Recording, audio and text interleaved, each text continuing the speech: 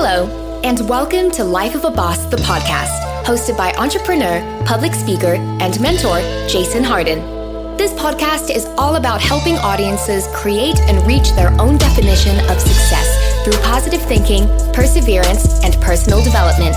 Having survived extreme obstacles from an early age, such as cancer, poverty, abuse, family dysfunction, and even homelessness, Jason has learned how to master the art of resilience and defy all odds to become the boss he is today. So, get ready for some serious game and remember to keep an open mind. Now, without further delay, here is your host, Jason Hardin. Yo, welcome back to another wonderful episode of Life of a Boss, the podcast. I am your host, Jason Hardin, and I am grateful to be here today, grateful to be alive, grateful that it's another incredible week. It's a beautiful day outside. I don't know if you had a chance to get outside yet. I know it's early if you catch this when it comes out because we do release at 5 a.m. for all my early birds out there, my hustlers and my folks getting it. But on that note, this episode is really going to be a piggyback off our earlier episode this week, and that was how to establish a healthy relationship with money. You know, because I think the problem with a lot of us are in regards to getting and keeping and having money and building wealth and breaking generational curses, if you will, I think is that we have an unhealthy relationship with money. We've been handed down unhealthy relationships with money, you know, and earlier this week I talked about, you know, why is money necessary? Why do some people hate it? And how should we see money? You know, how should we view it? Because perspective is everything. And a perspective can turn you from somebody broke, living in poverty, everything's a struggle, never having enough, towards having an abundance. And that's what I want. I mean, I want it to be a choice. If you want to live broke, cool. But I at least want that to be your choice. You know, because you don't have to live that way. And I think once we change our perspective and how we see money, how we view money, and how our relationship with money is, and once we improve that, we can improve our means of getting it and having it and keeping it. And that's why it's so important to have a healthy relationship with money. So today, while piggybacking on that other show from earlier this week, I want to get into how we should basically some simple ways to keep and get money. You know, just simple solutions to keeping and getting money. I mean, it can get very complex. You know, there's so many, derivatives. Who understands derivatives and options and put options and call options and all that? I mean, there's some very complex ways of getting money. You know, so I'm not going to share those with you today. I got a couple in practice. You know, I do trade put options regularly, so I am familiar with some very complicated ways of getting it, but they all don't have to be complicated. It's very simple to live a comfortable life and to live a life of, you know, beneath your means while not struggling. Because I think that's the whole point. And that brings me to my first point in getting and keeping money. My first tip, hint, hack, lesson, whatever you want to call it, is spend less than what you make. If you want to learn how to keep more money in your life, in your bank account, in your pocket, working for you or whatever, spend less than what you make. In other words, live beneath your means. You see what I'm saying? Because so many of us spend more than what we have. And it's almost, you wonder how do people do it, you know, and that's, the real way is credit. You know, that's the killer for some folks, because that's pretty much the only way you can spend money you don't have is through credit. Otherwise, man, if you ain't got no money and you walk into a store and try to walk out with something with no money and no credit card, you know that you're not going to get it. And let's just steal it.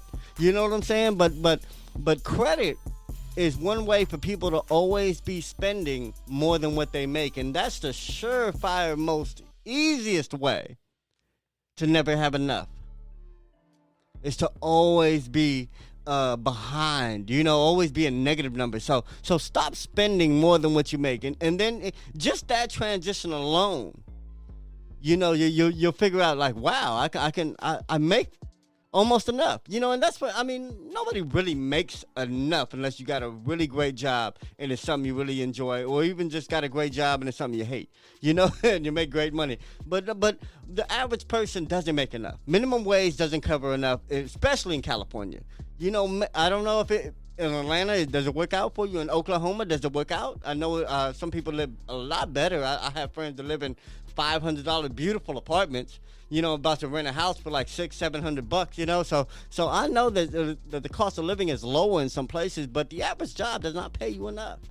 So you have to learn to live beneath your means, even if you do get paid enough. Don't spend as much as you make. And then you'll see a lot of stuff start coming together and things are easier. Things aren't so stressful. Life doesn't have to be an uphill battle all the time when it comes to finances and money. So stop spending as much as you make. 2, create multiple streams of income. I know it's easier said than done, but for those who understand how to get money one way, add another way. Do not believe that one job, one income, one whatever is supposed to fix everything. It's not supposed to. There was a time and place, back in the 60s and 50s and 70s and even the 80s a little bit. There was a time where, you can get by on just one income. A whole family, a father, a mother, and some kids can get by on just one income. But not now. You will go broke, or you will be homeless trying to be single on a single income, let alone a family on a single income. So understand that the multiple streams of income, and they don't all have to be a lot. They all don't have to equal a full-time job's paycheck. Some of them can just be a couple $100 a month, $50 a month, recycling. Instead of throwing your recyclables out, man, recycling and putting them things in some bins in your garage, and every month you take that to the recycle center, man, 20, 30, 40, 50, $60, man, that's something. That's another stream of income. That can take care of a cell phone bill. You know what I'm saying? So you don't have to get super engaged in other jobs and working yourself to death to create multiple streams of income. You just have to be creative. You have to be creative. Maybe you have a gig on Fiverr. Maybe you like to proofread articles. Maybe that's a skill you have. Maybe you're a good reader.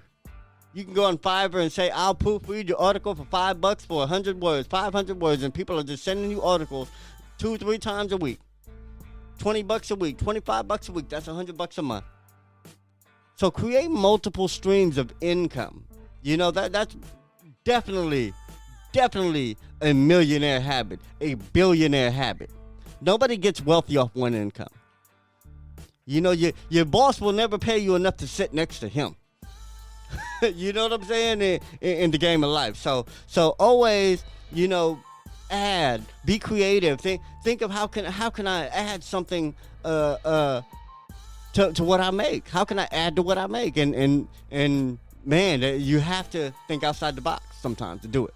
So think about, I'm not saying go for a second job, but man, if there's something else you can do on a part-time that's easy for you, that's nothing to you, and you have the time and the energy to do it, man, go ahead, take it on. If it's fun and fulfilling and you got a goal and it plays a part in your goal and it harmonizes with what you want out of life and your definition of success, go for it. Go for it. Take that other job, man. Take that other gig. Start that side hustle. You know what I'm saying? Man, I've always been that way. My daddy always said, man, keep a job and a hustle. So even though my daddy never had much, man, he had game, man, and he gave it to me, and I took it and ran with it. But anyway, man, number 3, invest in yourself.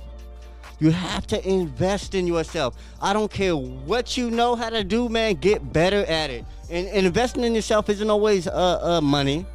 It isn't always about, man, taking a loan on your house to invest in your business. No, that's not it, man. I'm talking about just doing something that's taking time to get better about what you do. To learn more about what it is that you love and that you think you can bring to the market and to the world, to people. Man, get better. You know what I'm saying? Investing in yourself is as easy as getting better. So get better, man, and invest in yourself, because as you find, if you invest in yourself, you'll be more valuable to the marketplace. And being more valuable to the marketplace will make you more money in the end.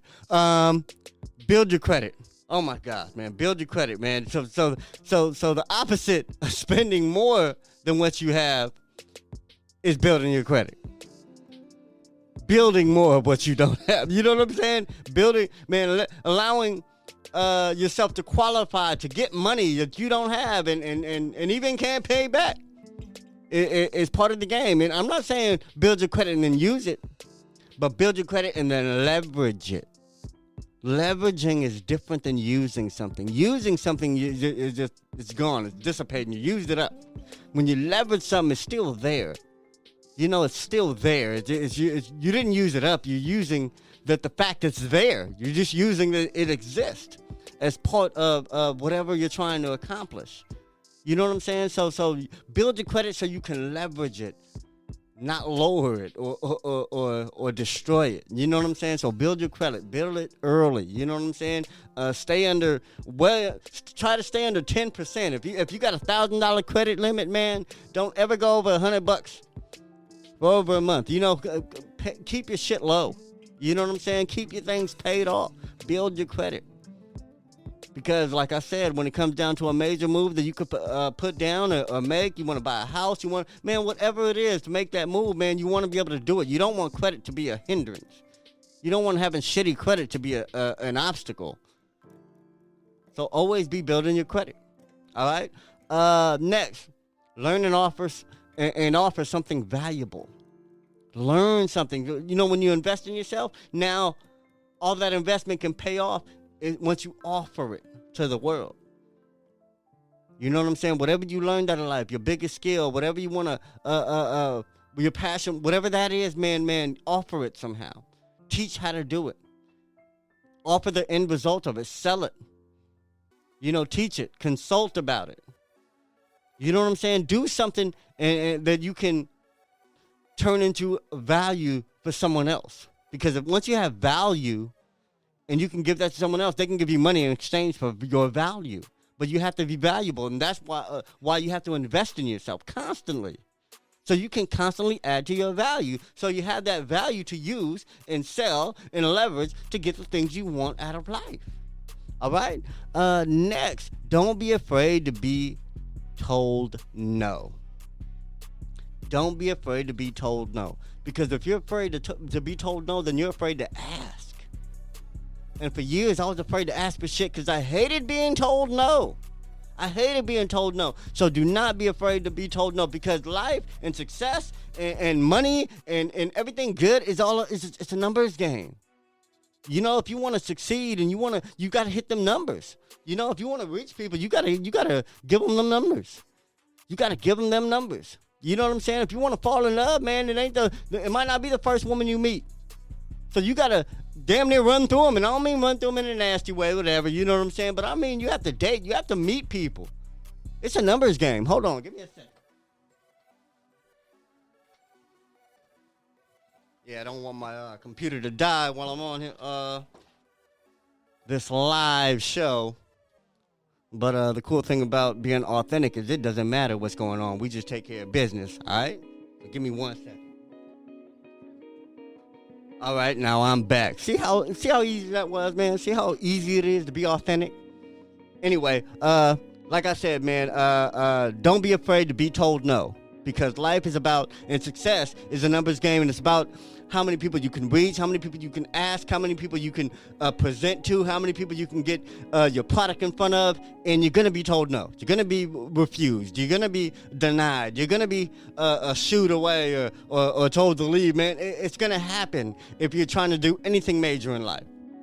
You know, so, but the thing is, man, for every no you get, there's a yes out there. There's a yes out there. So if you get a bunch of no's, know there's a bunch of yeses out there. You know what I'm saying? So always be willing to put yourself out there and always be willing to fail, man. Always be willing to be rejected. Because if you put yourself out there and you give you a chance to fail, you also give you a chance to succeed. you give yourself a chance to succeed. If you give yourself a chance to fail, you give yourself a chance to succeed. And that's what I was trying to say. Excuse me, it's early. But anyway, man, that's the whole point, man. So don't be afraid to be told no, because it's all a numbers game, and you got to reach a lot of people. You got to reach those numbers to really be successful. And you don't want fear of being told no to stop you. All right? And be creative.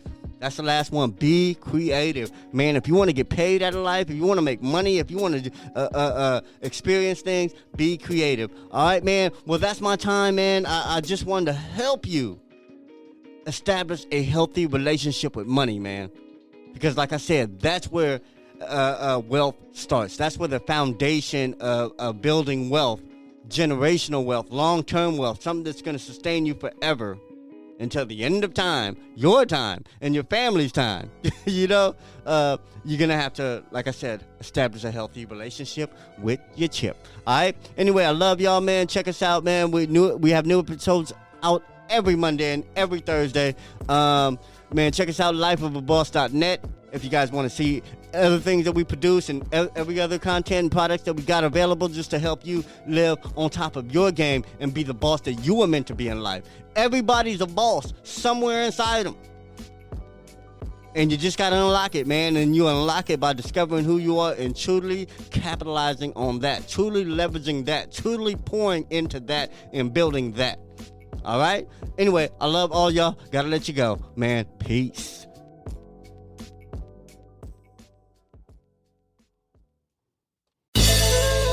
Did anything stand out to you in today's show? If so, let us know. Your questions, comments, and concerns are important to Jason, as he is determined to always deliver to you only the most impactful information and content. Until next time, please subscribe, like, comment, share, and leave a review whenever possible. You may visit lifeofaboss.net for more episodes and great resources to help you become the absolute boss that you were meant to be. You can also follow Jason on Facebook, Instagram, and Twitter at Hardin. Thank you. And never forget that success is a lifestyle.